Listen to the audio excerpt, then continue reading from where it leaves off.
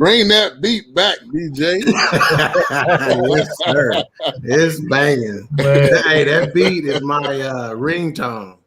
And everybody who hear it, they're like, hey, where you get that ringtone at? Hey, sorry, that's intellectual property, BS3 Radio Group, baby. You can't have it. That's when you say, oh, no, my brother. Oh, no. Classic commercial. Well, welcome to the Fourcast, where we review movies in a different way, and we break it down at different levels. It'll have you thinking 40 different ways, but that's what we do here. I'm myself, BS3. We got Wilkes in the building. We got A-Trap. There we go. And we got Doc. My mama not watching this week, so I'm gonna act a fool. And tonight we will be reviewing Without Remorse. It is a Amazon original movie. It's based on a novel by Tom Clancy, starring Michael B. Jordan. And I thought it was a very well done movie. It was action-packed. But before we get into the movie, I wanted to start off with this conversation. Where do we put Michael B. Jordan at this point? He's been putting out, he's starting to get to that upper echelon of actors, versatile, doing things that'll make you cry. He's already in the Marvel universe and doing something in the Tom Clancy realm. So, Wilkes, go ahead. He is creeping, I think, on the Samuel Jackson side. I think he is starring in whatever he can get in. He's riding the wave. I mean, he's a hot commodity right now. Ever since, and I want to say he may have been in something else, but I'm gonna go back to Creed, which I have not seen Creed 2 yet, but I mean, I think he's been on a roller coaster ever since. I don't see him stopping anytime soon. I mean, he seems to be the ticket right now. Like, he's on that Samuel Jackson, I'm gonna play whatever role you come at me with, I'm gonna take it and I'm gonna run with it. I think he's on that path right now. It's just me. And he's gonna kill it. It's not he's not doing no roles where he's halfway doing it. And he did. I think he was a producer on Creed 2 as well. So I mean, he's dabbling in a lot of different things. I think he's an amazing talent. To me, this showed his next level of range, because we already knew he had range, but this I think to me took it to another level. Hey, this way I'm looking at it, man, is not what he's creeping into, where he's at. Okay. Tell me who's hotter right now. Tell me who's hitting harder right now.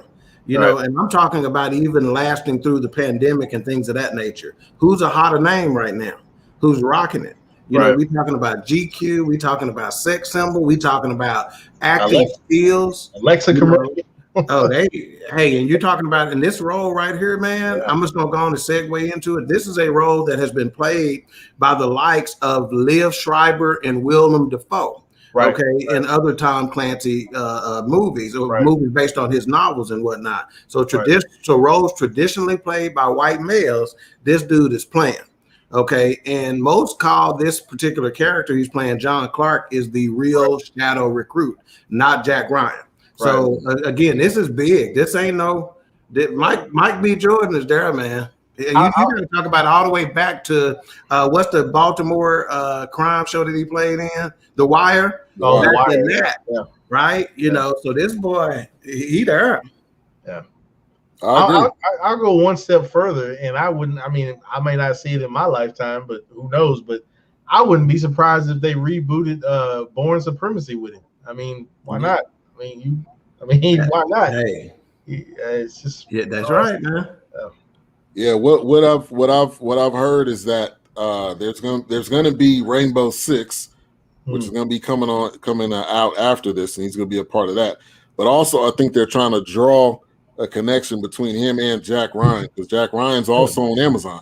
So it makes complete sense. That makes sense. You're gonna connect the two. Yeah. A-Trap. I'm gonna do a combination of what Wilk said and what Doc said. Why did I say that? Like I was saying it wrong the first time. I'm gonna call him Black Tom Cruise. Yeah. Black what? Say that again. Black Tom Cruise. Oh yeah, right now. I see it. When he was younger, he was doing a lot of traumatic roles. He did the vampire, Evening with a Vampire, or Dinner with a Vampire, whatever it was with that. And then, he stayed into the action adventure realm, and he's been a little bit everywhere. Yeah. I can see that. Got to give him his props. Let's give a couple of shout outs here. We got Sabrina Mooney. Thank you for coming. She said, "Good evening, Incredibles." I like that. Right now. Don't forget the lips. We got a little lips. Right Yeah, the lips is for Doc and A-Trap. No. I'm out of that.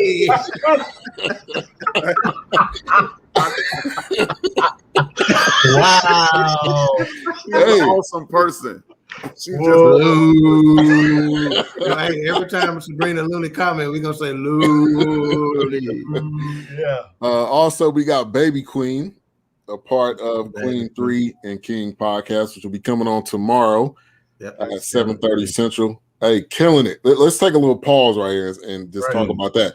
Yeah, they're killing it right now. Doc and his 3 sisters, the Queens, doing a great job. So they on the gas. Awesome. Definitely. Awesome All gas, no brakes. Yeah. Definitely. My man Taryn Rodriguez, big supporter of BS3 Radio. He also has multiple podcasts himself. So thank you for tuning in. Trey Naturals, thank you for tuning in. Vince Wright, the sports governor. He's in Minnesota. One of the there's a joke that goes around that he's one of the 4 black people in Minnesota. Besides the Timberwolves basketball team. Right. Let's see, all the way back to Hardball, the movie he played in, Michael B. Jordan. Yeah, Little One. That was him. And was that who was the other guy that was the lead character in that? I'm drawing a blank. Is that the baseball movie? Yeah. Oh, okay. We got I got to do this. Sister Shirley Bridges. Sister Shirley. Pass that plate. Thank you for coming through. I need a fan over here, Sister Shirley. If you can pass that fan down to me. The one with Dr. King. Chairs down front.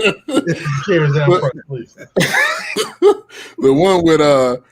The one with James Jenkins Funeral Home on it. Wow. Just go. Thank you for coming through. Roberts, or you said great start, fellas. Appreciate you for coming through.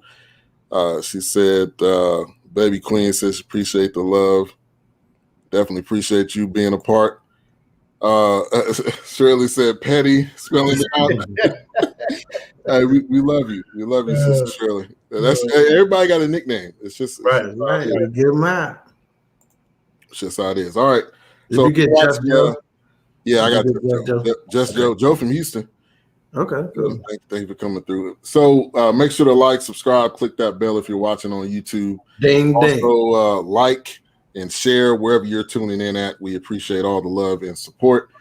So kind of the opening scene, which I watched this a little while ago, so I took some notes and stuff. But the opening scene was when they were in his house, if I'm not mistaken, and they were basically coming in and raiding his house and how he responded in that situation.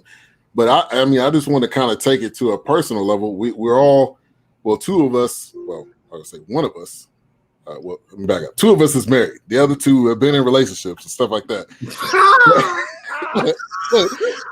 He is tiptoeing around this here. I'm talking about tiptoeing. He don't know what to say, how to say it. Speak freely and relax. That's all. Two of us have been breathing. Me and husband had girlfriends before and wives. Speak from the hip. Right. I'm trying to get it out. But imagine being in that situation. You know, I want to kind of open it up with that.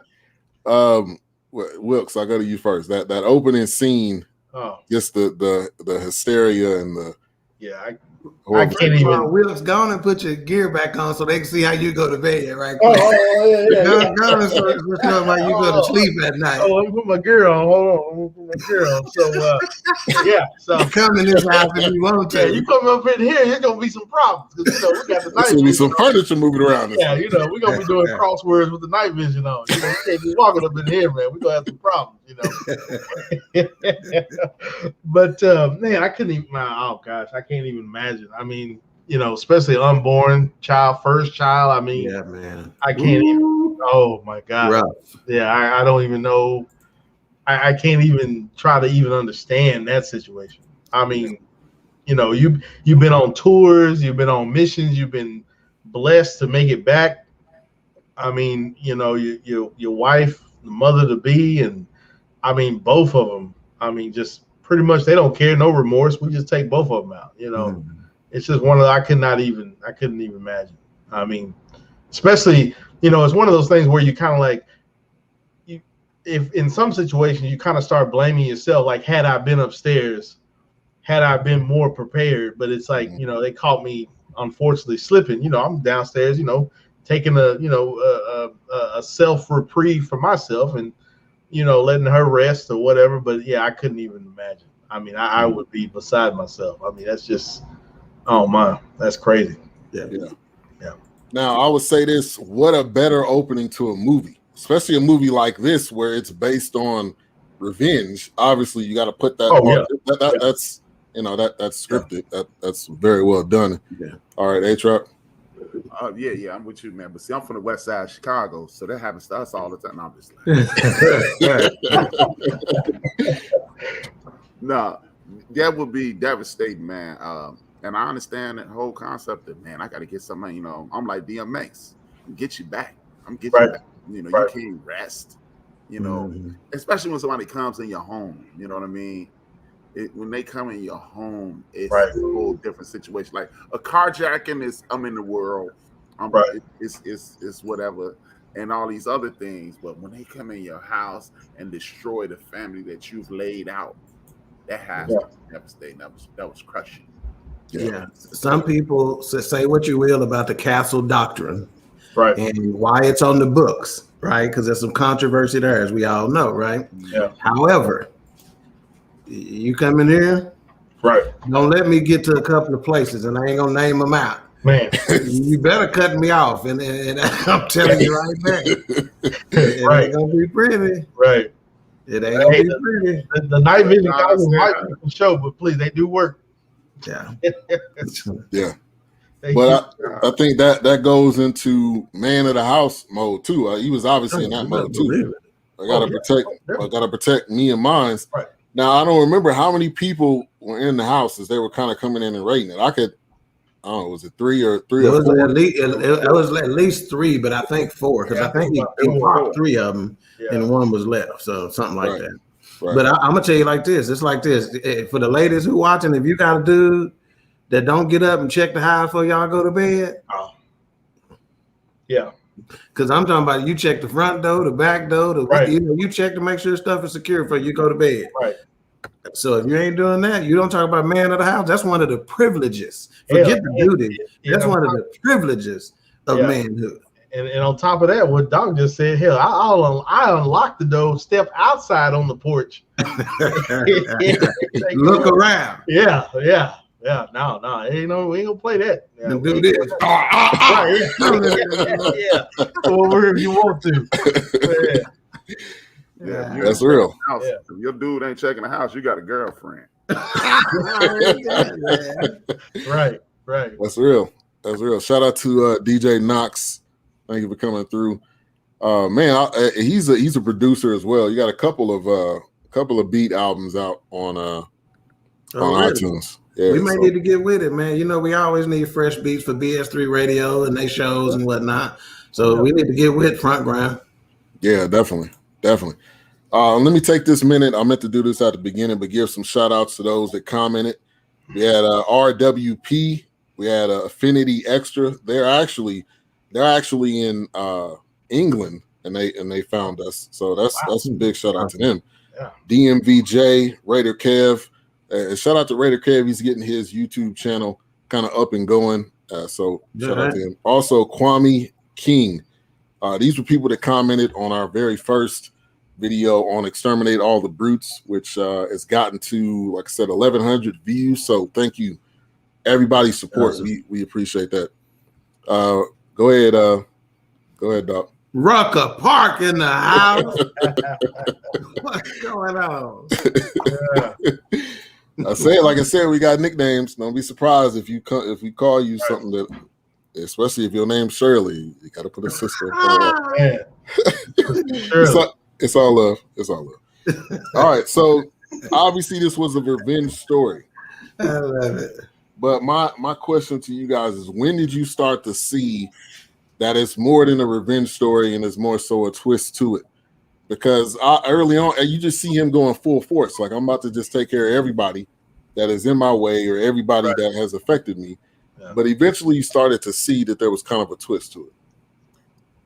Well, with me, I kind of figured it was a twist to it early because every time they went on the mission, that little small white guy with the beard, he was mad shady. Right. He was mad shady. You didn't know which direction. I don't want to spoil it for if you ain't seen it yet. Well, actually, too bad. We spoil stuff here.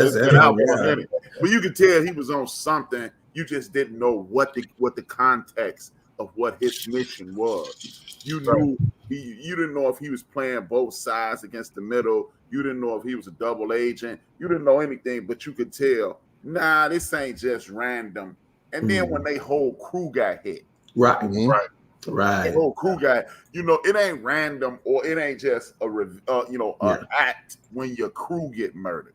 And then their job, those not the type of dudes you just randomly, you don't get at those guys.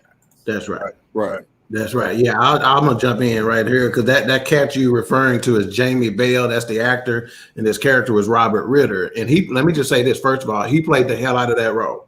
He did a fantastic job in that role, But yeah, H-Rap, you're right. Those ain't your random dudes, and they get taken out one at a time. And they set it up well in the sense that everybody but Michael B. Jordan's character got hit first, and he was the last on the list or whatnot. But yeah, I knew it was a twist then, and then especially when the CIA made the official proclamation, there's nothing left to see here. Right. We ruled it as we got no more legs on it, we letting it ride, So that's when okay, this is gonna get funky. Yeah. I feel like I've seen many movies like this, which didn't ruin it for me because I love these type of kind of espionage, special black ops, kind of satire. Why it's got to be black ops? Why it can't be white ops? I don't know. Yeah. Well, they don't do enough. We done talked about that last week on the Exterminate the Brute, so we don't know that. But I mean, it's just I kind of sensed that in the beginning, kind of like what H-Rap and Doc were saying. Like, you just don't run nobody over at the trash can with a van and keep driving. Somebody getting picked off because we don't need to have no loose ends to tie us back to what shadiness is going on. And I can guarantee you, when you got Guy Pearce in a movie like this, he's already gonna be shady because he plays everything shady. So it's just one of those. Yeah, he got a shady face. Right. He just looked like he gonna do something wrong. You up to something, ain't you? So don't play the innocent role like you didn't know. But I like these kind of settings. I like those kind of movies. I like the kind of setting. But yeah, you could tell early on there was gonna be some betrayal and sleight of hand, twist of fate kind of thing going on. Yeah. And it seemed like every single time They were on a mission, or if Michael B. Jordan was there, they were going to get hit. It was going to happen. It was just at some point. Yeah. Shirley says collateral damage. They targeted the wrong brother. Little fish in a big conspiracy. That's right. Yeah. Now let's go back a little bit. So he's in the hospital and he wakes up, and immediately you're thinking, where's my wife? Is my wife okay? What's you kind of discombobulated. You don't know what's going on. You don't know, where are you? You really don't know anything. And so when he wakes up, it's he's kind of in that spot of what do I do next? And then, if I'm not mistaken, didn't he break out? Did he break out? Or I don't think he got released. No, he got released. Okay. Remember, he went into rehab too because that's right. Because he had to walk again and exercise. Exercising. He got himself in order. Yeah. So he basically, like you said, he got himself in order. But the scene I want to go to is when he, wherever he went, and he was basically hunting for this guy. And obviously the guy's in the car. He sets the car on fire. That scene right there, I'm like, okay. I was like, wow. Well, first of all, you got to remember, okay, so the chick in there, the actress Jodie Turner-Smith, right, the one who played in Queen and Slim, right? So she's a big time, military official, and she's the one who delivered the information that they're not looking into this, and he says, I just need a name, and she was like, I can't give you a name. Well, some other stuff transpired. She thought better of it, showed up with a bottle of Jack Daniels, basically told him, let's drink. And she gave him the name, basically. And that's where he started at. And that's how he got to that, what looked to be a consulate's house or a diplomat's house or something of that nature. Scoped him out, played like he was drunk to get at him, get some information, and then ended up in his ride. Yeah, so that was smooth. Yeah, and thank you for that kind of leading up to that. Let me a couple of quick shout outs. Go ahead, A-Trap. I'll let you do this. Yeah, he can't say that name is what he's trying to say. That's what he's trying to say. Shout out to my girl Naisha Bunkley and shout out to my girl Tess. Is that T? Tess. Okay. But go on to say how it's written, Ben. It's T space E 513. You are I think that's amazing as a whole. You're doing a great job, sir. Oh yeah, no problem. I'll put myself on the back.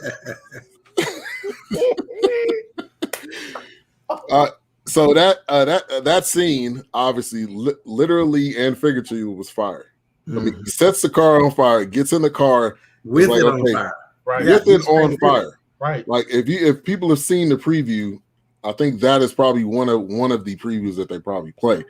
Right. But that scene to me was like, okay, this is not I'm gonna play around and see what comes to me. This is that I'm getting ready to find out.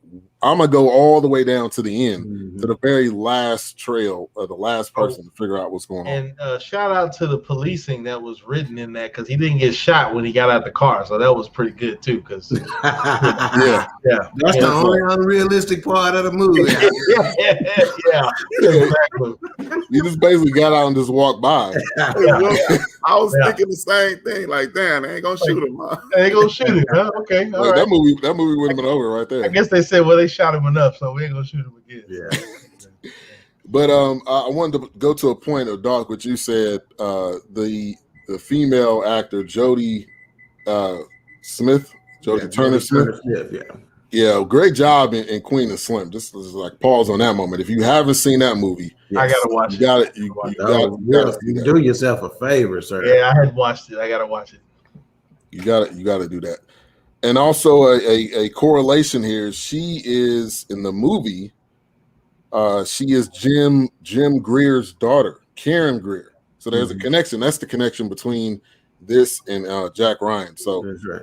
Definitely be on the lookout for that. And then Jim. Okay, look, pause here. Jim Halpert from The Office. That dude is growing up.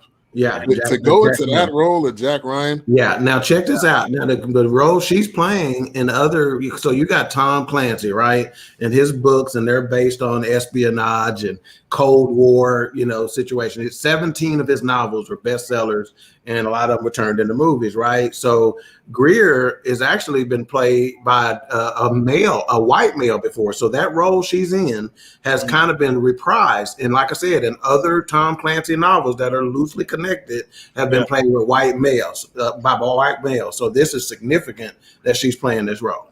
Right. Definitely. You know what, man? I'm gonna have to diss myself in regards to this, because you know what, with this whole inclusive thing, I used to be closed-minded enough to go, oh man, why you gotta put this in there? Why you gotta put that in there? But as Dog just educated us on, that's why you got to put them in everybody in these situations, because being programmed, to believe certain people should be in certain roles, certain gender should be in certain roles. Right. And it's kind of like what I'm gonna go to my grave saying Will Smith should have left that Wild Wild West thing alone. Even he said it. And you see, he passed up the Matrix for that. So got yourself again, Will. But yeah, I'm glad you said that, Dog, because it helps evolve me socially. Gotcha. You've been watching movies for so many years. You anticipate this person being a guy, right? This person being a woman, right? Black and white, it really don't make a difference, because what's that, Man on Fire? Denzel Washington made that Man on Fire movie, and that was a movie played by, I think, Nick Nolte in the 70s. Right. So, but I'm glad you did. And speaking of Denzel. Denzel also played another character traditionally played by whites in that Manchurian Candidate. It was a remake of a movie back in the day, right? So basically, again, the Fourcast, one of the things you're going to understand about us is that we're going to make you think about something, or we're going to get something out of a movie that you had no idea it would even come up in your mind, right? So again, one of the beauties of movies and entertainment is to break some of the myths of diversity, right? It's a course that I used to teach, and one of the segments was myths of diversity, right? And diversity just being about race, but it's not. Race is, the diversity is about sexual orientation, religions, origins, creeds, whether your marital status, all these things, right? So for a studio, they should be looking at how to increase the bottom line.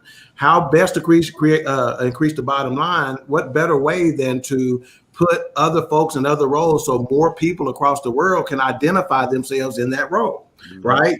So do I want to get young Black female eyes on this? Let me put her in a role, and now all of a sudden, just like it just that quickly impacted HRAP, imagine that 8-year-old girl who watches this, or that 14-year-old girl who watches this and say, wait a minute, she was a high-ranking official in the military, making decisions, leading missions. You follow what I'm saying?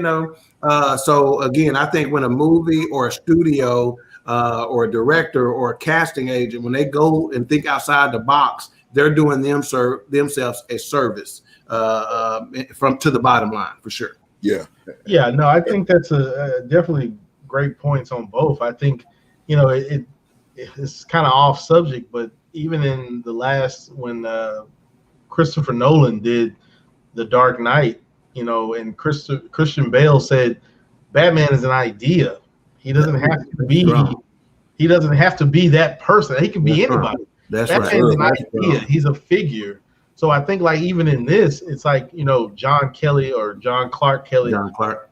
Yeah. He can. It's an idea of anybody can immerse this role of, being that anybody can step into the shoes. I mean, they could have did a female version of it and twisted it around, So, I mean, I just think, when I see stuff like, the craziness about James Bond, they're upset because there possibly might be a Black James Bond or a woman James Bond, and it's like, yeah, okay, Ian Fleming did mention who the character was and what he looked like, but he didn't say his nationality. He didn't mention who he would have been. So I just think in that regards, we, sometimes as a society, we get so wrapped up that, oh, it's got to be a white person. Oh, it's got to be an Asian person, but it's like, if the role is kind of open to whatever gender, I think it fits the bill, especially when you have a person of color, African American, Black person that steps into the role and just pretty much owns it. I think it just becomes it's great at that point. It's something different. And like you said, when you see if a 14-year-old sees that or a 12-year-old sees, it's like, man, I can go into the military and join the armed forces, or I can join a special forces, whatever the case may be. But it's just one of those things where it's a positive role in that regards. Yeah, and I think that's sports, man. I just kind of turned it on my TV, and you had a commercial play. Nice. Monetize. Nice. Definitely. I think that just goes to the evolution of movies and entertainment. Period. I mean, we can take this thing to every different area, but and she did a great job. Jodie Turner-Smith did a great job in this role, and that shows her versatility. So I mean, I'm looking forward to what she's going to be involved in going forward. Shout out to Black Swan. Thank you for tuning in. She always comments. Always, man. Always, either during or after. So we appreciate your support.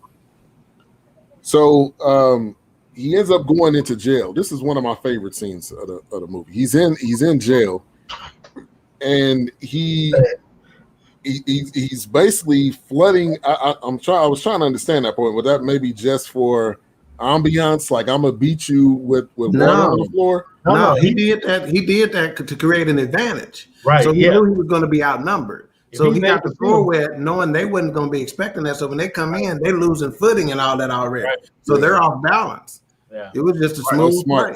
They were attacking, and he was planted already. Yeah. That was another great scene in this movie. Bro, man. Well, they're coming in. He's flooding it, and this dude just seemed to escape just about everything. We get towards the end, like how you get. We'll talk about that in a minute. Yeah. But this dude just about escaped everything, and I think that was a really good scene because again, it's just showing, like, hey, I'm. It just shows how determined you are that you will get through anything to get to your end goal.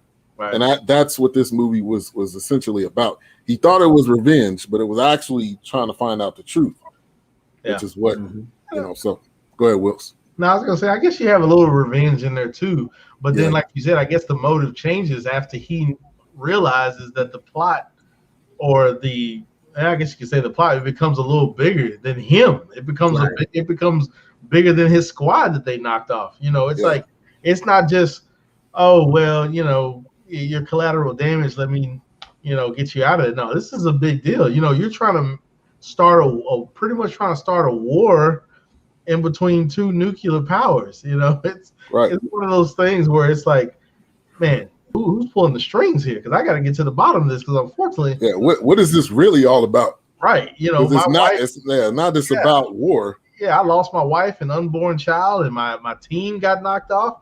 I got people I can't really trust. I don't know, but we're on the same team. It's a lot going on. You shot my plane out the air. I mean, come on, man, what's going on? It's pretty crazy. Yeah, it was one of those situations to where the plot continued to get thicker and thicker and thicker and thicker, and it just makes you wonder about what's really going on in the world today. Yeah, just kind of like what H-Rap was saying, I've been saying this for years. Nobody, even to the hardcore patriots that love the United States, that will bleed for it, you do not want to know what the government really does that is classified off the books to get what they want. Even the president doesn't even know half of the things that is going on within their own federal government. You don't even want the real truth. Like, so stop acting like, oh well, we're gonna get in there and we're gonna put boots on the ground. I'm like, man, you don't even understand what's going on right now. You can't handle the truth. Hey, come on. You need me on that wall, baby. Hey, come on. Get up over, man. You don't really want to know what the government doing when you sleep at night, man. Come on, driving. Yeah, matter of fact, that makes me that reminds me of a line that Michael B. Jordan said in it. He goes, and again, tell me where this sounds familiar from, right? He goes, we loved a country that didn't love us back. We believed in what it could be. Come on, man. Come on. We heard that, that was at least our second time hearing that in movies we've reviewed. Right. Yeah. I mean, and of course, with him delivering that line again, it is reminiscent of Black Panther. Yes. It's like, how many times do I have to keep driving the point? That's the greatness of this guy. Any role that he's in, it could be Black Panther, and you like, whoa, you hit me like he hit you deep with that line. Right. And he did it again. I mean, he's the perfect person in these roles. Some people, you're like, that role was too big for them, or that role's not for them. A prime example, a movie we also reviewed, Coming to America, The Son, that role was not for him. That role was too big for him. He wasn't ready for that stage. But Michael B. Jordan, a lot of things, the majority of the things I would say he's been in, like that's his role. He owns the role. That's right. Oh yeah. That's what I'm trying to get at. So yeah, that scene, which I thought was epic, along with a lot of other great scenes. And he ends up basically starting to learn like this rabbit hole is deep. So I need to figure out how to get there. And he ends up making his way to this kind of makeshift meeting of, I want to be on this team to figure out what's going on. And they're like, well, you're supposed to be in jail right now. He was like, I know, but the stuff I know is bigger than this entire thing. So you got to have me on this. And that eventually they allowed him on, if you will. Yeah, but what's significant in that? Now, first of all, I'm gonna back up a little bit because you talked about Michael B. Jordan, and him being made for these roles, right? So check this out. One of the things I heard Michael B. Jordan get interviewed preparing for this and the new Black Panther that's coming out, right? And one of the things he said is that his family is who keeps him grounded. He says, my family is what you would expect just a normal brother to have as a family. And she said, so one of the things she talked about, I think he was on GQ or something. He was voted the world's most sexiest man or something like that. Sexiest man alive is what he was voted recently. And he goes, to give you an example, when I got voted that, he goes, my family was like, oh, nigga, so you the sexiest man alive now, huh? They coming at him like that, And he goes, if I go do anything, if I go get an ice cream out the refrigerator, they're going to be like, you ain't going to be the sexiest man alive. You keep eating him, So he just talked about how much they grounded him, But in that particular scene where he was trying to get put on that mission where they were going to go try to find who was guilty, the culprits, he was surprised because old girl, the highest ranking official, his home girl, she was like, he's not suited for this mission. He's not in a good headspace right now, And he turned around and said, I'm the best man for the mission. He goes, I think I've demonstrated that I'm prepared to go where none of y'all are prepared to go. Really? And one of the chiefs in there was like, I gotta agree with it. I think he's got some motivation. I would disagree minutely. I would disagree with you on being like the chief that y'all talking about. Remember, he was in on the nonsense. Right. That was a setup. They wanted him to die. They needed him dead. You're right. When we talk about it towards the end, you'll see what we're talking about with that. You're right. That character. But at that time, at that moment, he played it well because they sure had me fooled at that moment. Yeah, he definitely. Yeah, it's almost like they were like, "Well, okay, we'll put you on there," but it was really like, "No, we need you there because we got a team coming to murder you." Right. Like, now this is Mika Baldwin. Thank you for tuning in. Michael B. Jordan is a blessing. I knew this one was going to bring out the ladies. That was definitely a setup. It was. So. Did you big Papa Pump or something like? You the chain melee. wrestling. Yeah, my wrestling. jeans. Hey, I'm gonna say this: my jeans ain't fit like that since I was in the 6th grade. So I ain't gonna even try to fight with it. So A lump. so they're on the mission and they're on the plane. Another epic scene, which again he was supposed to be dead. Well, they were all supposed to be dead, but specifically he was supposed to be dead. Right. Big shout out to Ty Shaw. Is that Ty Shaw, Ben? That is Ty Shaw. Ty Shaw. Oh, you soon as Ty Shaw. I don't know. It looked like you put in a comment and then you backspaced or something because I don't know what that means. But thank you for tuning in. But yeah, with that scene again, another epic scene, which again they were all supposed to be dead, and again the Guy Pearce was supposed to be right. He was supposed to be on the plane, but he wasn't on there. Mm-hmm. He took a different route. Yeah. So again, you're like, okay, this guy obviously is in this.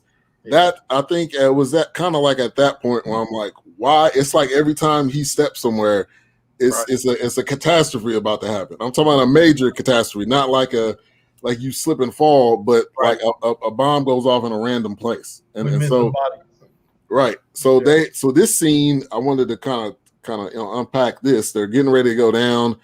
Obviously, they're in the water, and then Michael B. Jordan decided to go back and get that backpack that with all the gear in it. With all the gear in it. Because he's still thinking about the mission, catching that cat. Right. His focus is that's what you call laser focus. Laser focus. Exactly. That is laser focus right there. Yeah. And they were like, don't go back. He went back. He had to dive down in while the plane was going down as it's breaking in half, literally. As it's breaking in half.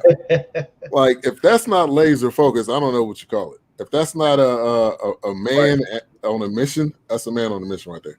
Yeah. But then you also got to realize he's driven by revenge. Yeah. Right. Because he's thinking, this is the dude who killed my family. Right. I'm on to something. I don't know if I'm going down. Right. Yeah, a man with nothing to lose is a dangerous man. Yeah. I'm on to something. I can't turn back now. Yeah. Right. Exactly. But talk if Wilkes, if you want to touch on this Yeah, scene. I think even in the scene when the Russian MiG intercepted them, it was one of those things where it was like, look, we're not playing with you. You in Russian airspace. This is what you wanted anyway. How convenient did you send this plane into Russian territory airspace as it was anyway, knowing that they would be intercepted by the MiG?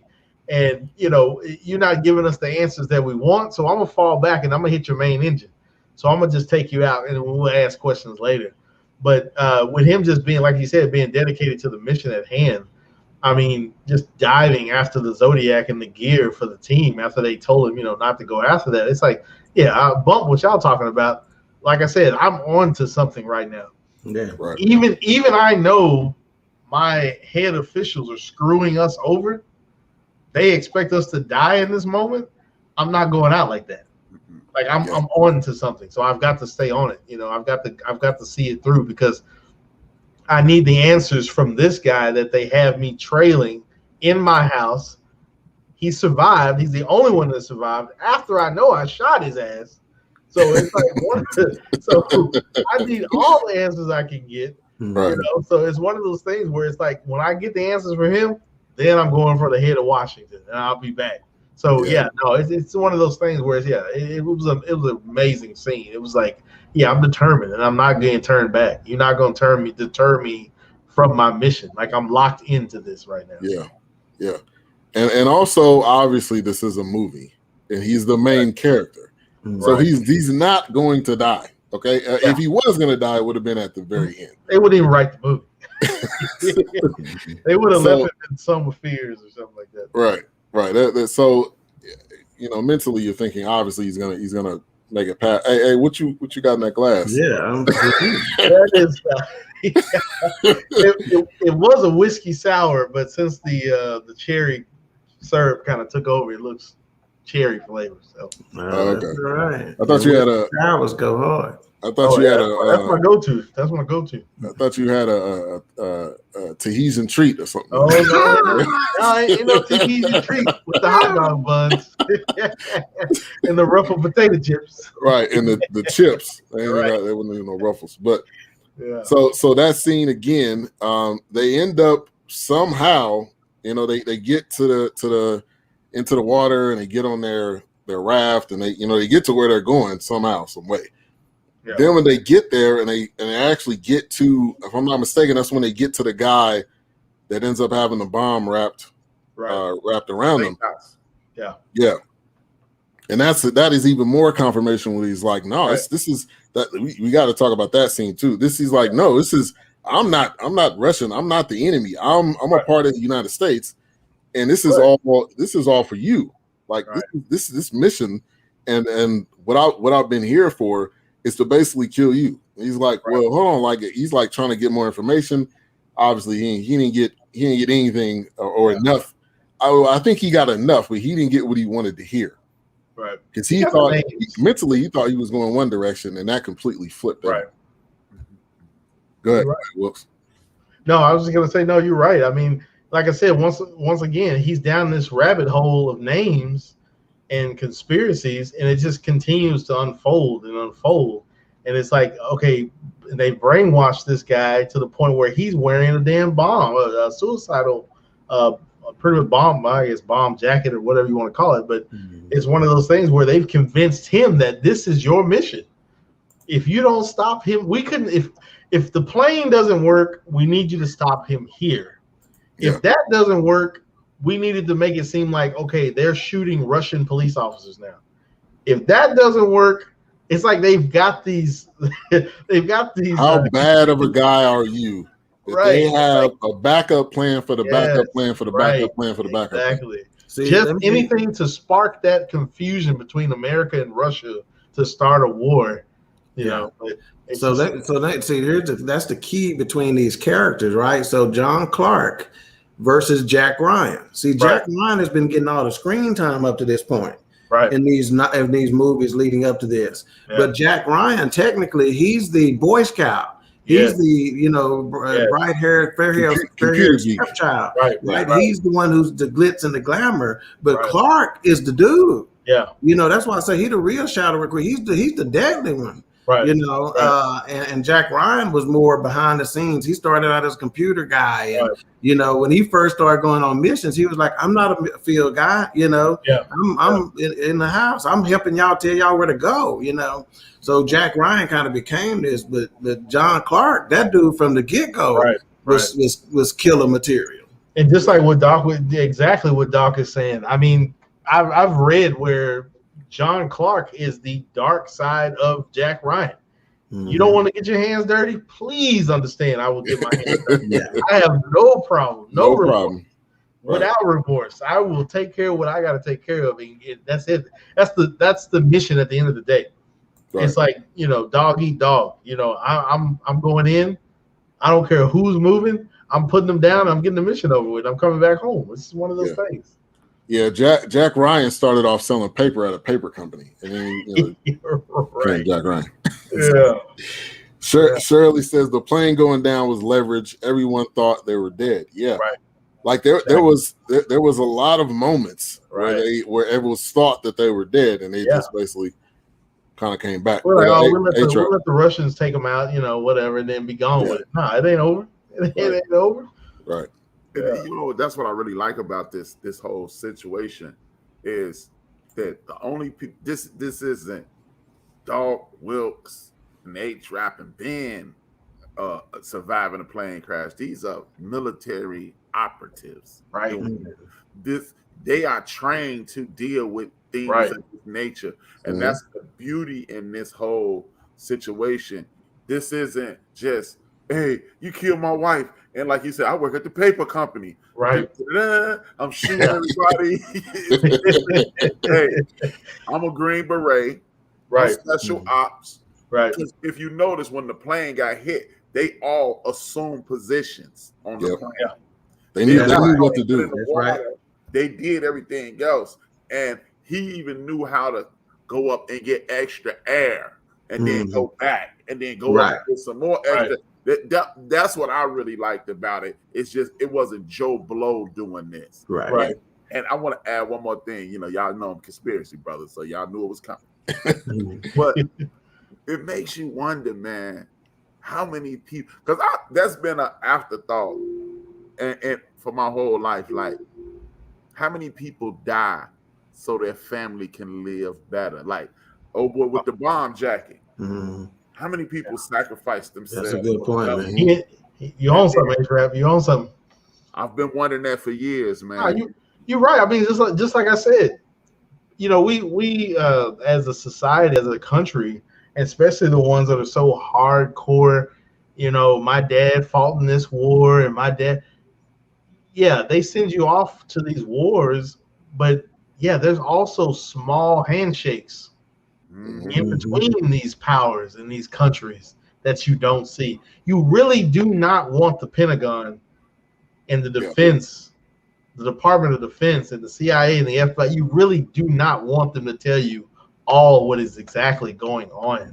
You don't want to know how that. to make the sausage. Hey, that's literally and figuratively too. You don't want this. You don't want this. You don't want it because it's too deep. It's not. It's what's on. It's not what's on the surface. Right. And I this is what we do on this show. Going in a tangent. I mean, that's us as Black people. Right. We don't see stuff just on the surface. Exactly. At least it's hard. I'll say for me. I'm sure you guys would agree. It's hard to just say, "Oh, that's just what it is." Right. No, because most of the time it's not. That's just what it is. Yeah, it's just like the Vietnam War was like a 30-year war, but the Pentagon Papers started all of that into motion. It went on from LBJ to Kennedy to Nixon. I mean, everybody had their hands in that. It's like you don't even want to know how deep we got here, you know. And I know it's a sensitive subject, a sensitive war for some people. So my apologies, but you do not want to know what the government is doing while you're asleep, while you're driving to work. It's just what this country does to try to get to war, because war equals money. Yeah, shout out to y'all listening right now, federal government. Right. Because I already done peeped the Pizza Hut, man. Hey, no, you took the words right out of my mouth. Hey, what's up? Right.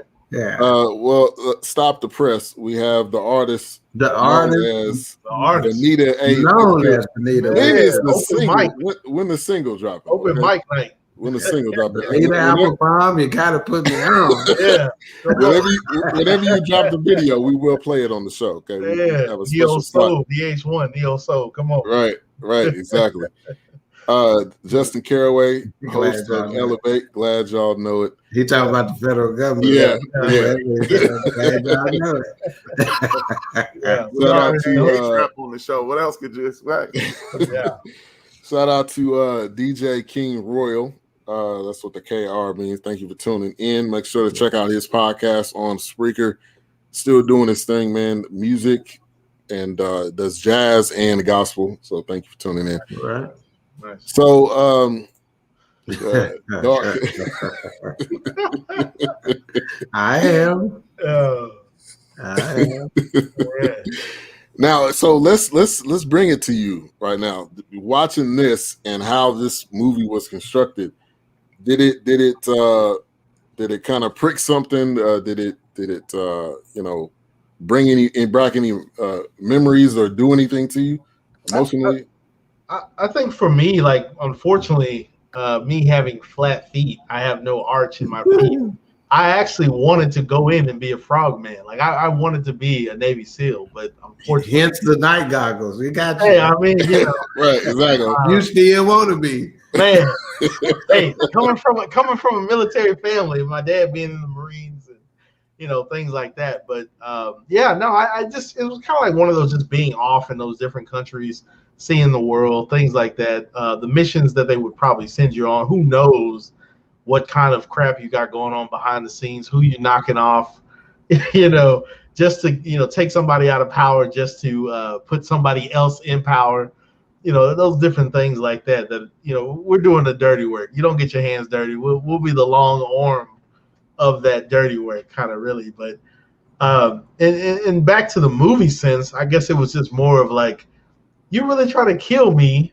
Every step I take, you're trying to kill me. Yes.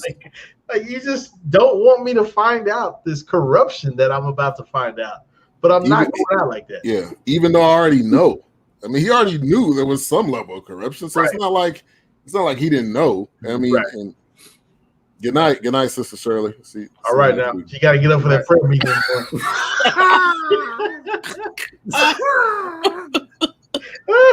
I actually joined the Navy and didn't go through with it, but it was because of something like this. I went through the whole process. The processing center, they call it MEPS here in Chicago. Right, that's what it is here. That's what it is. It's still here. Yeah. So I'm at MEPS and everything, and I was supposed to leave the next day.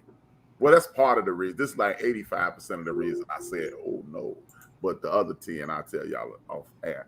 And you young, you don't know anything. I'm walking around the day room, and I was already kind of apprehensive. Look at my man Big Illinois who just came in. I told Big Illinois, my man Drastic, I say, "Yo, I'll be back tomorrow," So they looked at me, they sitting in my bedroom like, "All right, you signed up, bro." So I go up there, and then I stopped being afraid. I was like, forget it, I'm gonna go through with it. So you wandering around those centers, and they got a and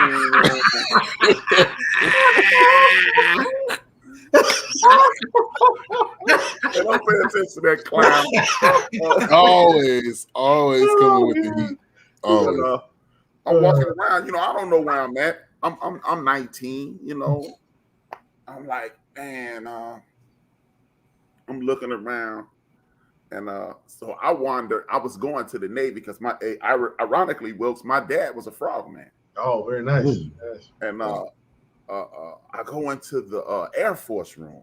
So I'm just sitting there, and I'm watching TV, and news flash, a bomb is set off on one of the ships. Bust a hole in the side of the ship. And I'm like, that was during Clinton, wasn't it? No, this is the 80s. This is 89. Oh, okay, because they did that again with Clinton. Okay. Yeah, they did it again with Clinton.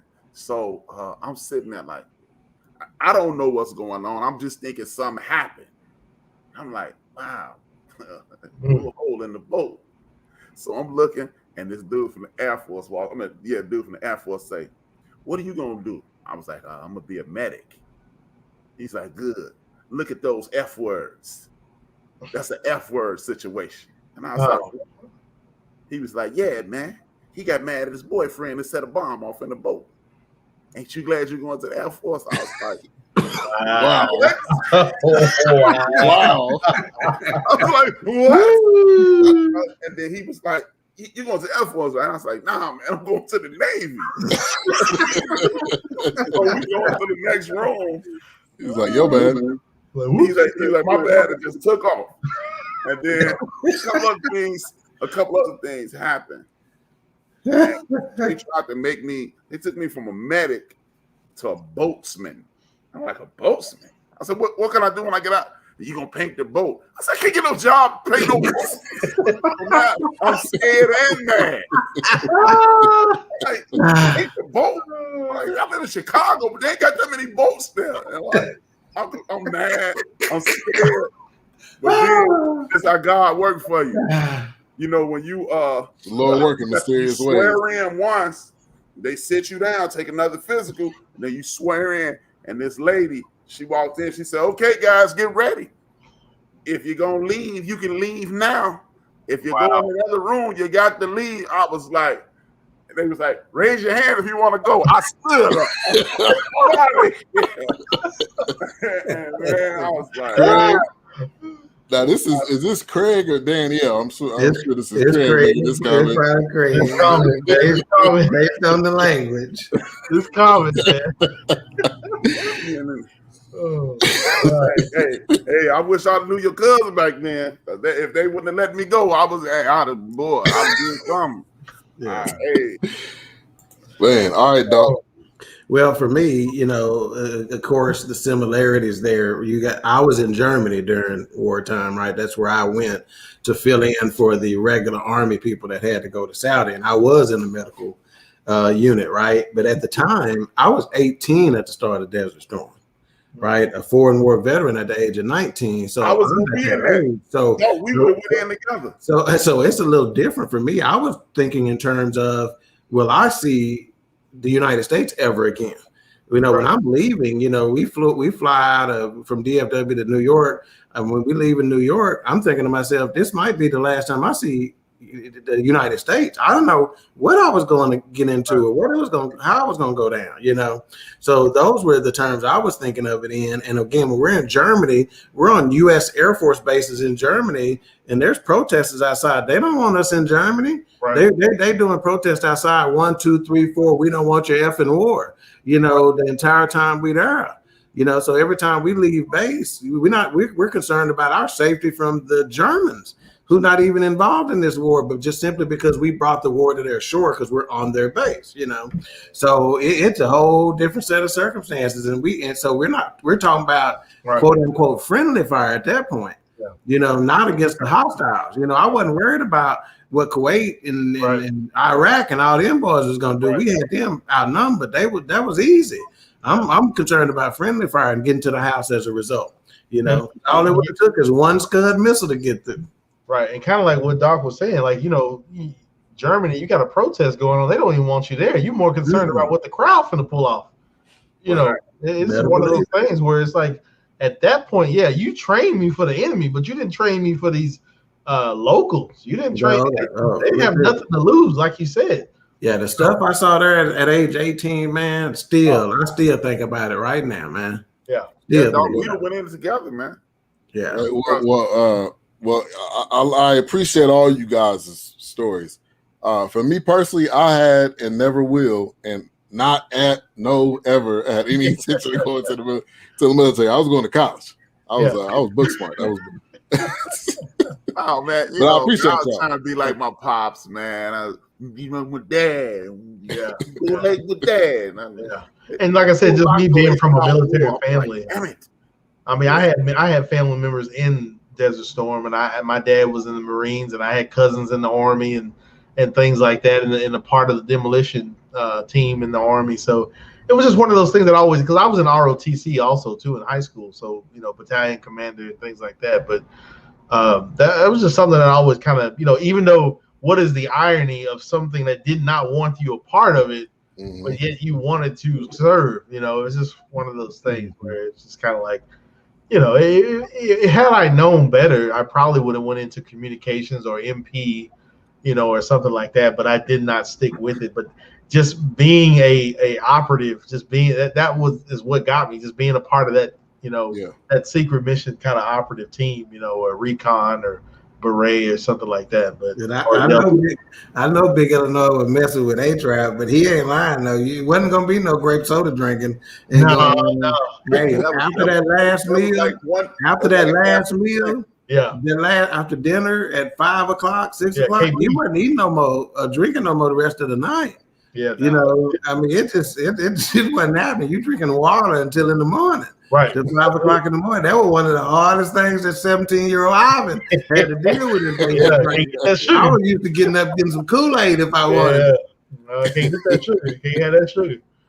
Yeah, man. Appreciate you, Patrick Jackson. He says the few, the proud, the Marines. Simplify. Yes, sir. Now, probably the biggest part. Let's go back to the scene where they're on the mission and they're starting to fall off, kind of like one by one. They're getting shot, and then Karen Greer. I mean, she basically said, "I'm going to go over here and intercept the sniper." Like that sniper had their lunch. Yeah, really. they didn't know. At first, they didn't know where he was, and then it was like, "Oh no, it's two," because it was two snipers. Yeah. There was kind of one. Yeah. Oh. Yeah, he talking to you, Ben, because you said that's not what I'm saying. I went to college. That's not what I'm saying. I knew that was coming. Hey, but Craig, this from the guy who can't even read the names of the people that's commenting on that stuff. And I didn't have to read names in college. I just had to read. Oh man. Man. But Ben, during like this, right in the mouth. right. he said, "Clear it up." Yeah. I have respect. You know, like the politicians do. I have respect for all people. People in the military that have served. I have respect. Oh Okay. man. Fix it, Jesus. Fix it. Sutherland, not Sanders. You showed backpedaling. I have nothing against anybody that served in the military. All right, so back that scene where Karen Greer ends up running and basically intercepting, and then she ends up going into a scuffle. She almost ended up getting killed, and then Michael B. Jordan comes in, if I'm not mistaken, right, and kind of save. Right, yeah. They were saving each other. Like I love that relationship they had. It was like a brother and sister. Yeah. Like tight, because they were looking out for each other. At some point, she was like, "I don't think you're ready." It was like, "I'm going. I'm ready, right, whether you believe I'm ready or not." Right. So that was, that was, I thought was really a really good connection. Kind of even on the plane when he kept throwing the paper at her. Right. He kept like, cut it out, man, cut it out. So kind of. I got a big sister that did that to me before. So what? I had a sister who used to break me down like that before. Yeah. She might be looking right now. I saw her hit the mic on the post, so she might be looking. She know. Right. But again, that was another scene, and so one of the guys on their team I know ends up dying. They really start to get ambushed, and they almost can't. They can't withstand. So he's like, "I'm gonna stay here, and I'm gonna go to the." I think he said he was gonna go to the roof. But that scene there did it for me. I was like, if the dude's gonna die, he's gonna die now. I didn't see any possible way he was getting out of that, and he had one arm. I cheated on that one, on that part. I saw how much time it was left in the movie. I was like, "Nah, he ain't gonna die." Especially since this was the first adaptation of the book, right, that came out in '93, I think. Correct me if I'm wrong, but I felt like in this moment, it's like, what better time to do an adaptation, even though the character's been done many times, but since this one is focused mainly on John Clark, it's like, what better way to do it, to have him kind of on the ropes, no pun intended, because he was in Creed, but it was just one of those things where, it was like, how do we get this character out here? Because we want more from this. I mean, this may be big from Amazon. Amazon is on to something. Yeah. And they're probably going to order more movies, installments. Ben, I sent you this picture, one of the images from the movie, and I'm sending it to the group, to BS3 Radio. But if you can post that while we're talking about it, I can sell movies off that poster alone. Oh yeah. You follow me? That was a bad scene right there. Yeah, I'm gonna pull that up right now. Yeah, you got one dude in a dude in the chokehold, and you pointing a gun at everybody else. Right. It was more than what, two people in that room.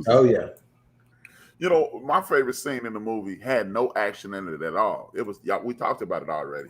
It was when she was like, "I'm gonna go ahead and take a chance on going to jail," and she bust out the drink. And she gave him a glass, and she was like, I was like, "Yeah, that's friendship. That's true. That's a true bond right there." Right. Yeah. They had a real relationship that was just beyond them fighting and beyond them just being on a mission. You could tell. Shout out to Chief Rocker. Chief Rocker. Knicks. He called me Dark again. Dark. He done did that a couple of weeks. Both of them. I know he happy. This pretty keyboard. His W's ain't even close to R's, man. What you doing? He happy right now because the Knicks finally made it back to the playoffs. He got the beer goggles on. He got him. It got him pretty much in the damn chokehold. Not even a chokehold, just about to just snap his. He choking him because at one point the dude almost tapped out. I mean, he was gonna go. Yeah, he about to snap. His lips was getting blue and everything. Yeah, he about to snap his esophagus right there, man. He done with the BS. Like enough of the bullshit. What is going on? Yeah, like he had him in complete control, completely subdued. I didn't even need to look at him. Yeah, I got a crushing. Yeah, it's one of those like I got a crushing point on your esophagus at that point. Like here you go, right here. Right. It's like enough with the bullshit, bro. He's not even looking at the dude. He's not even straining. There's no even vein popping out of his forehead at that point. It's like, bro, be quiet, man. Just be quiet. Yeah, what is the deal? I need to know right now. Not now, but right now. And if you look, he's got a firearm on his hip. Yeah. He's not worried about the firearm because he's about to die. Yeah. Because even if he reached for it, he's gonna shoot him in the liver anyway. Now, reach for a dude gonna kill him. Yeah. Hey, you know what? Though? Hey, since Amazon and the feds watching, they want y'all do some Walter Mosley books too. Because he wrote the script. Well, he wrote the book for one of my favorite movies, Devil in the Blue Dress, and he has a series with Denzel. That was a Denzel, wasn't it? Well, when he was in that movie, Ezekiel Rollins, and he just wrote another one. I got to buy that last book in that series. He just wrote another one with Easy Rollins. So Amazon, since y'all want to be diverse, get some brothers on the screen. And we may do another Amazon original in the next coming weeks. So stay tuned for that. Stay tuned for that. So throughout that scene, obviously, like he told everybody else to go. It was like I'll just stay here. So he's got one arm. He's going down the stairs. He's trying to make sure he gets that bag. He ends up getting out of there and getting into a car and driving off. Like what better way for an action movie than a guy to just drive off with one arm obviously damaged and wounded. Oh yeah, he was pretty messed up. I mean, it was one of those things where it was like, I don't know where he's driving. I guess he's got some kind of escape plan, but I guess where is he going? He drove like he knew where he was going. That goes back to that connection that he had with King Greer. Because honestly, I driving to this location that they were waiting on him. Yeah, because honestly, I thought they had already been evacuated. I thought they left. Honestly, I mean he's there by himself, but when, like I said, he got in that van, he had the gas mask on, he got in with the ambulance or whatever emergency vehicle, drove to the spot. They pretty much patched him up and got him out of there. But it's just, I was like, man, he's there by himself. I don't know what he's doing. Yeah. Anybody else want to touch on that? Oh, go ahead. Yeah, most definitely, man. I really, that's what really, because I ain't gonna lie, man, I'm really not into these kinds of movies. I watched a couple episodes of Jack Ryan. I said, I'm gonna get back to this, and I'm still on episode. If I go to Amazon now, still episode 3. So I enjoyed it, but it's like, okay, this is cool, and then I move forward. But I can get into it. This is going to make me go back and catch up with Jack Ryan. Oh yeah, especially man in it. I can't think of his name. Wendell something. Yeah. Wendell. I got it right here. Wendell Pierce. Yep. Yeah, they got my man Wendell Pierce in there. So that's what made me want to go back to it. So I'm not really into the bang bang shoot 'em ups, but I'm about to be a bang bang shoot 'em up kind of guy. The gun, and when you talk about the gunplay in this movie was on point. Oh, I mean, that was almost like John Wick style with the gunplay.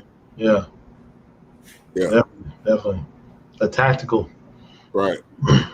So he ends up getting out of there. Kind of fast forward a little bit. He comes back to the States, and he's still trying to figure out. And then it starts to click. Now I don't know the name of that character. The guy that was the I don't even know what was his role. Was he a senator or? Oh, the Secretary of State. I think he was the head of the CIA. Which guy? You talking about? Now they had I think the female was the head of the CIA. Basically, the guy he was riding in the car with. Yeah. Guy Pearce? No, he means the guy who they ultimately lied and said he committed suicide. He killed him. Right. I just assumed he was the head of the CIA. Oh, that is Guy Pearce. I thought he was secretary. He was a government. He was not. The lady was the CIA lady. Oh, okay. The guy was, some role like that. Secretary of Defense. There you go. That was his role, Secretary of Defense. But yeah, he that scene where it got real. Like his mission was, you could say my wife's name. Right. And they, he ends up locking him up on the car. So I mean, there was when he got back to that location where Karen Greer and the rest of his crew was, I thought, okay, this is probably it. And it was like, nah, that's not it. There's one other part that we need to take care of, because he still didn't really get fully to the bottom of it. And then you get to the bottom of it, and the murdering of his family was all to produce a war. Right. You sacrifice somebody's unborn child and his wife to say, we need a war this bad. And that, I was just thinking, like, how many wars have been started like that? Oh yeah. How many future wars are possibly going to be started? What is it?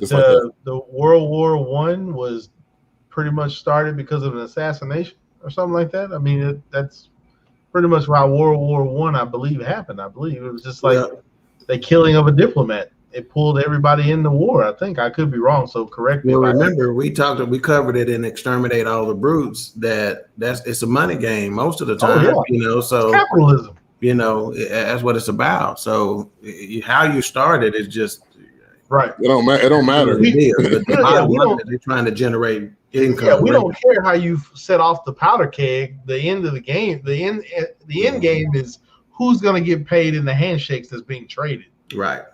And I'm gonna share y'all. I'm gonna share with y'all my conspiracy about something else. In our post-show fist fight. I don't want to say it out here because I think I might be right. But because it's kind of weird. And so basically, America was behind the whole thing, and the excuses. So you got a guy who's already on a rampage, and you making excuses. Like, well, we had to produce this war. He was like, on the behalf of my family, because of my family, you wanted, and he's like talking trash and making excuses. He was like, okay, you still got to talk to me like that while you chained up. Exactly. I think at that point he probably knew he was about to die though. But it just shows you the sad part. Again, we're talking about a fictional situation, but it just shows you the sad part of greed. Because if it wasn't for their greed, they could have turned him into what's my man name? Winter Soldier. Right. Mm-hmm. All they had to do, if they weren't blinded by the dollar signs, they could have been like, hey, we're gonna get to the bottom of this, and we're gonna use you to get to the bottom, and just send them blank missions to keep the war going. But and we see it all the time. We see it all the time that greed or hatred is so blinding that it's like, I'm gonna do what I gotta do. Yeah, and I'm gonna make money off killing XYZ. It's kind of like what Doc is saying. Literally, what Doc is saying right now. Just think about this. We trade with China. We trade with Russia. We trade with Cuba, small portions, but yet we got spies and people infiltrating those very places. Yet it's like, oh, I don't want you to see what I'm doing, but yet, hey, here's some of my resources. Give me some of your resources. Manufacture some of the things that we need over here. But on the flip side of that, we need to see what the top secret stuff is that you're not telling us. Yeah. It's all about capitalism and trying to gain that foothold. It's almost like you've got those sister and brothers that try to outdo each other. It's like, I want to be the favorite. I want to outdo you. So how can I infiltrate the secrets that you have going on so I can get out ahead of you? But it's just one of those things. Folks forget the CIA. Their mission was about gathering intelligence. It's the Central Intelligence. They were trying to get information. Right. But the story is the means with which they go about getting that information. That's the key. We can send you all the paper and wood and iPads to put together and build and make shoes. But on the flip side of that, what is your military doing? What is your intelligence agency doing? What are y'all doing? Because you listening to us just like we listening to you. Yeah, see, it's illegal for the military to interrogate you in certain ways. Right. But the Central Intelligence Agency, hey, we ain't bound by those same standards. Right. And the sad part is they are an extension of the military. Mm-hmm. Exactly. They do the dirty work. Get the hands dirty. Yeah. We would never hear. You don't know who we are. Right. Exactly. Yeah. Exactly. Like, oh boy, who used to be on MASH, it would disappear.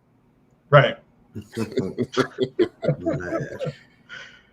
So the scene, the car is going down. He does say his wife's name, which his wife's name was Pam, which is Lauren London. Laura London. Thank you. Yeah. And if her name is Pam, it must be around. Lauren London. Laura London. Put some respect on her. Yeah. So again, another moment in time where he should have died, and Karen Greer comes in. All right, his partner it was a comes white in. guy. It was a white guy. No, the white guy he killed. Yeah. No. The guy who swam down there to get him, the diver was a white guy. Really, I thought that was Karen Greer. I thought it was her too, but I watched it again today. Mm-hmm. Really, I'm gonna have to go back and watch that too. I thought that was her. So he did. He got saved, and obviously he found out the truth. So that kind of brings it to the ending of the movie. But before we kind of wrap things up, we got to find out who was the beauty of the week. Week. Here we go. So the beauty of the week. This is a segment where I explore the lovely young ladies of the film that we're watching. Unfortunately, over the last few films, it's been slim pickings. So this week we had a couple of candidates. One, Lauren London, who played Pam Kelly. Many of you know Lauren London as being Nipsey Hussle's. Were they married? Widower? You know? Girlfriend. Okay, so Garrett, they weren't married. Okay, and then of course you have the lovely Mrs. Jodie Turner-Smith, the British actress. And my beauty of the week pick is none other than Jodie Turner-Smith, not Lauren London. Okay, and let me make no mistake about it. You got chocolate versus vanilla in this situation. And when I say chocolate winning all day long, okay, she's standing at 5'9" 3/4 inches out of British Columbia. You gotta give it to Jodie. Not the 3/4. Yeah. Tag team international. Hey, it's one problem. She's a Virgo. Wow. That's where she lost me. Hold it. That joker was eating beef jerky. Help your boy out with the Virgosity. Yeah, we have to talk about that one. Virgos, help me out, man.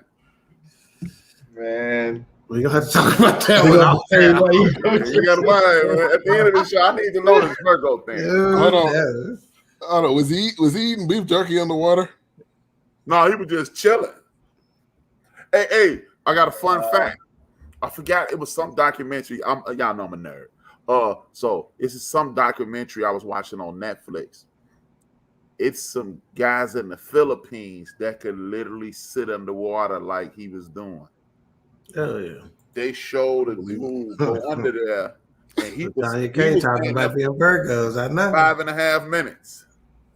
Uh-oh. You done started something.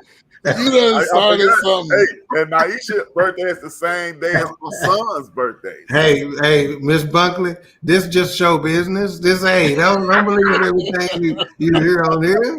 This just show business. Yeah, you done started something. What that mean, dog? We're angels. Virgo. The Virgos. It ain't looking too good. Right, It ain't looking too good. We all gonna leave now. Yeah, right. And on that note, yeah. I'm out. All right. So we kind of wrapped the movie up, which this, from what I was reading, She said, "Take it back." take it back. Take it back. Yeah. Show business.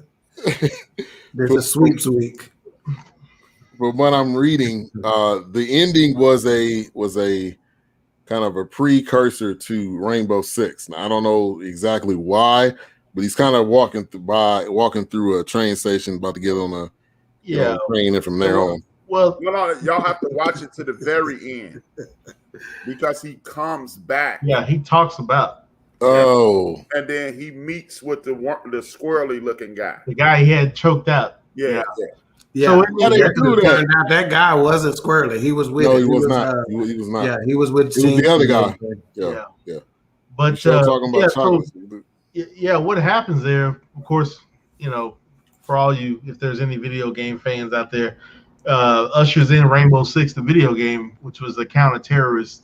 But John Clark actually appears in some of those video games as the character, of course, as they portray in the books. But so Rainbow Six becomes kind of like his arm of the military, kind of his arm of special private military, kind of special operation of anti-terrorists and things like that. So Rainbow Six becomes its own division.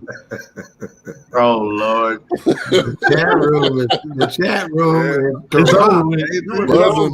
You in trouble, brother. Hey, The chat room's a wrap. what is that?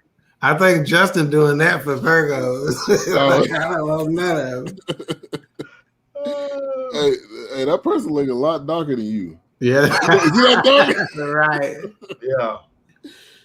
So I'm gonna have to go back, and I hate that they did that. You'll have to get the after credit if there's an I after. think, Yeah, I That's- missed that too. I'm gonna have to go back and see that. Yeah, there's an after credit.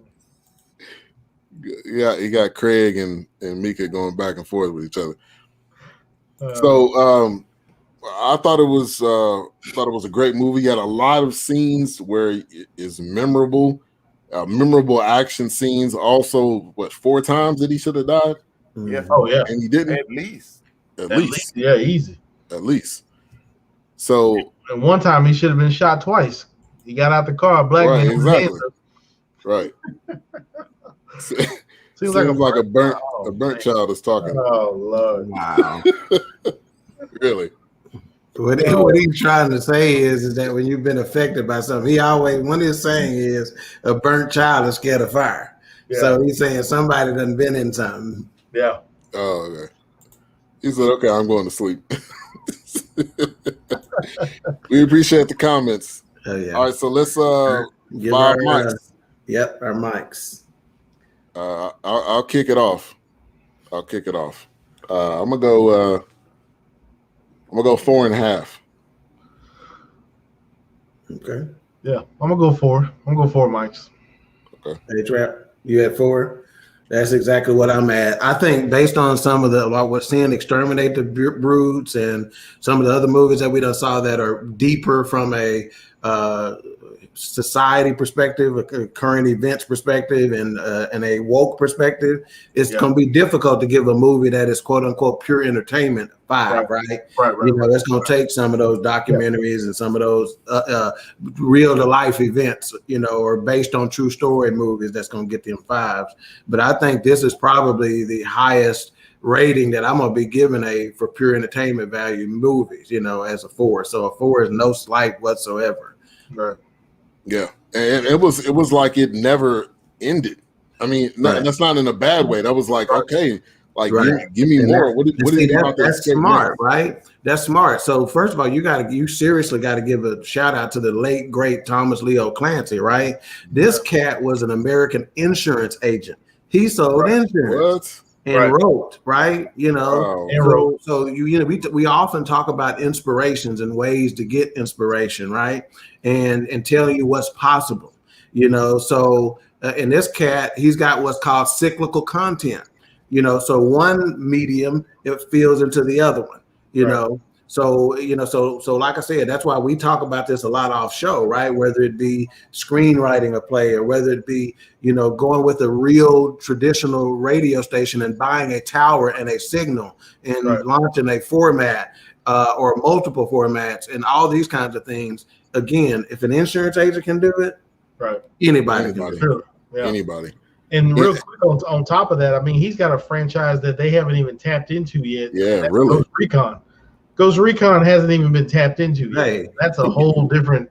Come on, man! You the Hunt for Red October can be redone. Patriot Games got some more stuff you can peel off of that. I mean, Clear and Present Danger. Yeah, like Some All Fears. I mean, he can just keep going. Part 2. Pootie Tang Part 2. Wow. Wow. And see, he must really be wanting to wrap it up because he can't. Yeah, he's silly, man. Y'all know I'm silly. So and he hasn't really been able to see, I mean, the fruit, of what he really put out. I mean, because this Jack Ryan, he saw a little bit of it. He passed in 2013. But you still had all the Harrison Ford joints that did his Patriot Games and Clear Present Danger.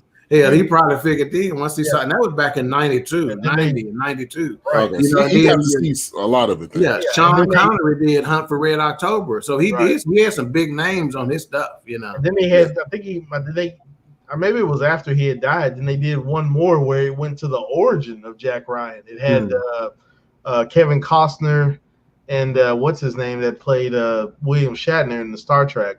I can't think of it. Chris Pines. So I think it was called Shadow Agent. I think they redid that. So I mean, it's kind of like they kind of rebooted the series, but then they kind of stopped after that one. Yeah. But it's a lot of meat. A lot of content. Yeah. All right. So any last words on Without Remorse? Tom Clancy's Without Remorse. Well, it opened my eyes to this genre of filmmaking and television show. Mm-hmm. So it did me a favor because, like I said, it's not that I'm anti-violent. I mean, but violence. But it was just these kinds of movies never truly interested me. But now, as Doc said, when you get an ongoing story that can go into 10, 11, 12 different directions, I'm forced to be interested because I like that. Yeah. When you've got characters within characters that can spawn off into their own direction. Right. I mean, like I said, they really didn't talk about, even though like Doc said earlier, William Dafoe and the other gentleman, I believe, that played him in The Sum of All Fears, it's like they really didn't talk about him until Without Remorse, the book. This is the first adaptation of that book where you have Michael B. Jordan. I mean, now that it's opened the door for him to be a next action kind of a character, an actor. I mean, he could, like you said, they may eventually weave this into the Jack Ryan series that's on Amazon. I mean, that's right. I want to make a correction too. I called him the white, the black Tom Cruise. Maybe he's really the next elevation of Wesley Snipes. Right. No, that's true. You can even say Will too, because Will could do the action. He could do the rom-com. He could do the comedy. He could do it all. Mm-hmm. Now, I don't know if we've seen it really tapped into Michael B. Jordan's comedy because he does a lot of serious. Do you doubt him though? At this point, based on I don't doubt him. He can pull it off. He can do it. I think he can do whatever he want to do. Oh yeah, I think he can do it. Yeah. For me, this because really, honestly, Jack Ryan was kind of the first really Tom Clancy type that I've really gotten into. Right. So now I'm interested to see how this is going to tie. Right. I'm gonna tell you. I'm gonna give you some suggestions. Better go look at some of them older ones: Patriot Games, Hunt for Red October, Clear and Present Danger. All knowing the Jack Ryan story and stuff like that. I promise you're gonna be interested in it. And that's my stuff, right? And Jack Ryan, the Amazon series. Yeah. Man, I mean, I binge watched that in a couple of days. Yep. I watched 10 episodes. It'd be gone. Yeah. I'm waiting for the next season. We did that in the weekend. We were like, man, because we're big fans of The Office. So to see this dorky guy, and you need to watch 13 Hours.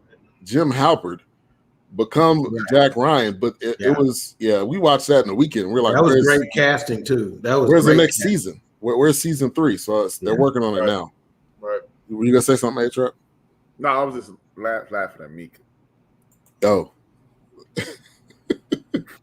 You'll get to meet Mika and Craig A-Trap when you come to town. I'll love him. Be surprised if I never leave. I love Texas. I heard that, man. Southwest is one of my favorite places. All right, so next week we'll be reviewing Monster, which is the movie on Netflix. So that's your homework assignment. That's your homework assignment for next week. People say, "Oh, I didn't see it." I'm telling you right now, go see it. You got a full week to go see it. You can comment with us and give us your thoughts on stuff, right? As well. Now, the interesting part is this was initially released. It says in 2018, but maybe this is when it actually made it to Netflix, possibly. So it looks like it'll be a good one. Does anyone know where that main character? I've seen him in something else, and I was talking to Wilkes about this, but I can't remember where. Yeah, I'm not sure myself, unless he was uncredited in something. Yeah. I didn't even look at it. When Ray the Care said it was good, I didn't even look at it because I knew if I clicked it, I would hit play. Right. Yeah. Justin says that was a great movie. All right, we'll be talking about it next week. Thank you, everybody, for tuning in tonight. Before we go, I forgot to do this last week. Talk about your shows tomorrow, Doc and A-Trap. Go for it, A-Trap. Then we'll come back to you after me. Well, tomorrow I'm not going to do a live show for the first time in hell, I don't know. It's been a very long time. But I got some other stuff to do. So I'm going to debut this interview I have with rapper California MC Razzcast. A lot of people have been waiting on it. I've been sitting on it since January, and I'm going to do that. And then Saturday, I'm going to do the same thing. I'm going to do Skazoo, another rapper. Skazoo. Well, actually, Skazoo. Yeah. And Razzcast, 5 p.m. tomorrow on Built for This Network exclusively, because I can't just play an interview on YouTube. Just be on there like this. All right. And Queen 3 and King, tomorrow's episode, ironically, will be music based. It's called Music Mayhem. All right. And one of my little nuggets going into the show is that music has shaped our lives. It has been the narrative and the soundtrack of our lives, you know. Whether it be through falling in love for the first time, whether it be through getting over that falling in love, whether it be that crunk music that you need, you know, that baby making music, whatever the case may be, music is a big part of our lives. You know, it is ingrained and intertwined in our culture, in every part of our being, you know. So we thought it was apropos to discuss that. So it ought to be an interesting topic with some huge announcements coming toward the end of the show tomorrow. So it ought to be interesting. The next 2 weeks on Queen 3 and King, finna be funny. It's already funny. Yeah. It's already hilarious. It's just gonna continue. It's gonna continue to funny. Yeah. And you can find their show as well as all the other BS3 radio shows, bs3radio.com. However you listen to podcasts, you can find it there. BS3 radio. Mika putting up the It's good stuff. Praise hands. No, it's like, what is that? Give me a high 10, man. Give me a high 10. There's some black ass praise hands too. Darkness, everybody. Yeah. All right, like we always do, A-Trap. Thank y'all for tuning in. And if I owe you something, I ain't got it. And if you need it, get it from God. Peace. Peace.